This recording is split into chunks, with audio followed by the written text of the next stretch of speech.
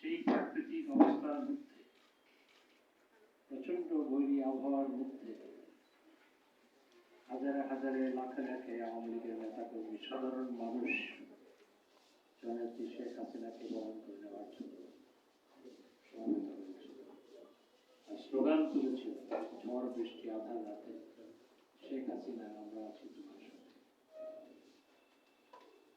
43 বছরের পথ চলায় আমরা কে কতটুকু তার সাথে থাকতে পেরেছি জানি।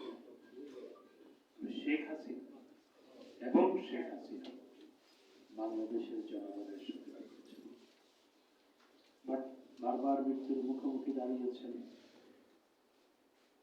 জীবনকে হাতের মুঠোয় নিয়ে পথ চলেছেন, চলছেন, কিন্তু জনগণের অধিকার আদায়ের সংগ্রামের কাফেলা থেকে কখনো বিচ্যুত হয়, মৃত্যুর দুয়ার থেকে ফিরে এসে কখনো বিচারিত হননি, কখনো বিচারিত হননি, বরং আরো প্রত্যয়ী হয়ে দেশের মানুষের ভাগ্য উন্নয়নের সংগ্রামের কাফেলা, মানুষের অধিকার প্রতিষ্ঠার কাফেলাকে তিনি এগিয়ে নিয়ে যাচ্ছেন। এবং তাকে একে একে 19 বার হত্যা করার অপচেষ্টা চালানো হয়েছে। চট্টগ্রামে পাখি শিকার করার মতো করে মানুষ শিকার করে 1948 সালের 24শে জানুয়ারি তাকে হত্যা করার অপচেষ্টা চালানো হয়েছে। সেদিন সেই মিছিলের সম্মুখভাগে আমি ছিলাম, যখন কোর্ট বিল্ডিং এর নিচে কোতোয়ালি থানার মোড়ে বৃষ্টির মতো গুলি ছোড়া শুরু হয়, তখন আমি প্রথমে নেত্রীর ট্রাকে ওঠার চেষ্টা করেছি, পারিনি, পরে নামার ভিতরে ঝাঁপ দিয়েছি। সেখানে বড় নালা ছিল, একটা মানুষ ঢুকে যেতে পারে তেমন নালা। নেত্রী সেদিন মৃত্যুর মুখ থেকে ফিরে এসেছিল। 2004 সালে বৃষ্টির মতো গ্রেনেড ছুড়ে তাকে হত্যা করা হয়েছে। সেদিন আমি ট্রাকের পাশে ছিলাম, নিজেও আহত হয়েছে। কোটালীপাড়ায় 76 কেজি 81 কেজি বোমা পুঁতে তাকে হত্যা করার প্রচেষ্টা চালানো হয়েছিল। 36 নম্বরের বাড়িতে বারবার হামলা চালিয়ে বিএনপির সহায়তায় ফ্রিডম পার্টি বারবার হামলা চালিয়েছে, তাকে হত্যা করার প্রচেষ্টা চালানো হয়েছে। এবং সমগ্র দেশ যখন জননেত্রী শেখ হাসিনা চষে বেড়াচ্ছিলেন সংগঠন গড়ার জন্য, মানুষের অধিকার ফিরিয়ে নেওয়ার জন্য, ফিরিয়ে আনার জন্য, তখন বারবার তাকে হত্যা করার প্রচেষ্টা চালানো হয়েছে।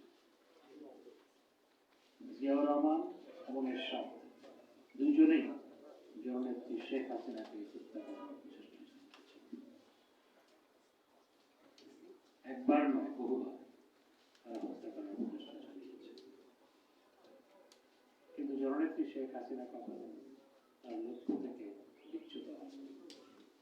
আজকে তার নেতৃত্বে বাংলাদেশ বিশ্ব পরিমণ্ডলে একটি সম্মানের আসনে, মর্যাদার আসনে অধিষ্ঠিত হয়েছে।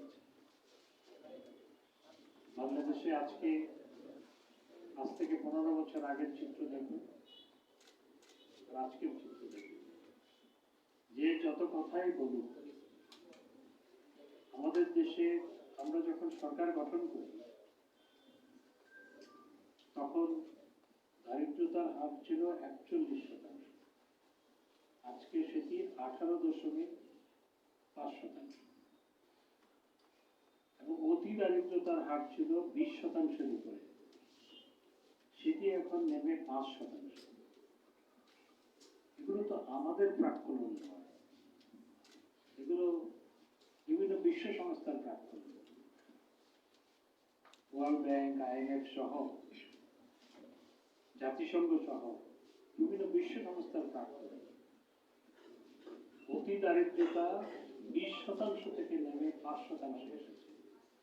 আগামী কয়েক বছরের মধ্যে আমাদের লক্ষ্য হচ্ছে 2030 সালের মধ্যে কোনো অতি দারিদ্রতা থাকবে, সেই লক্ষ্য নিয়ে আমরা কাজ করছি। জাতীয় অর্থনৈতিক পরিষদের সভাপতি এখানে আসেন এবং মাননীয় প্রধানমন্ত্রী যেভাবে মনোযোগ দিয়ে দীর্ঘক্ষণ ধরে অর্থনৈতিক পরিষদের সভা করেন, আগে বাংলাদেশে কেউ না করেন।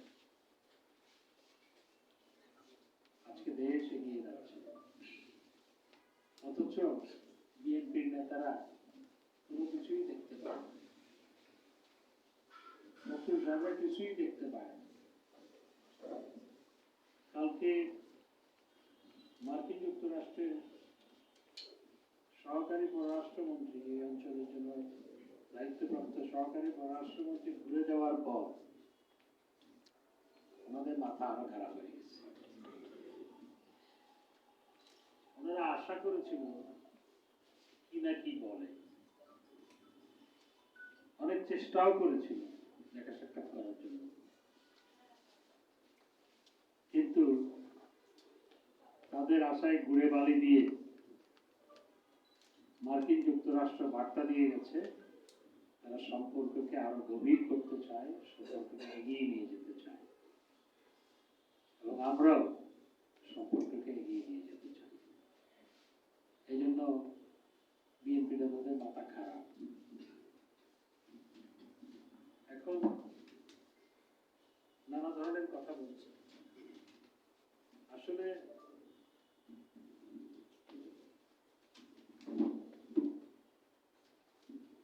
বিএনপি এখন খেই হারিয়ে ফেলেছে। মূল ঘটনা হচ্ছে বিএনপি এখন খেই হারিয়ে ফেলেছে। এখন আগে দেখতাম দুই একজন নেতা খেই হারিয়ে ফেলে, বয়সের মতো খেই হারায়, আর যুগ্ম সাধারণ সম্পাদক নুরুল কবির রিজভী আবুল তাবুল বলে। এখন থেকে আরো সিনিয়ররাও আবুল তাবুল বলা শুরু করেছে, খেই হারিয়ে ফেলেছে। তো কেউ যখন আশার আলো দেখে না, তখন তারা খেই হারিয়ে ফেলে।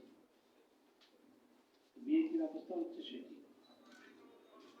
বিএনপিকে আমি অনুরোধ জানাবো যে আমরা যে দেশ বিরোধী ষড়যন্ত্র করছেন, সেই ষড়যন্ত্র করে কোনো লাভ হয় না,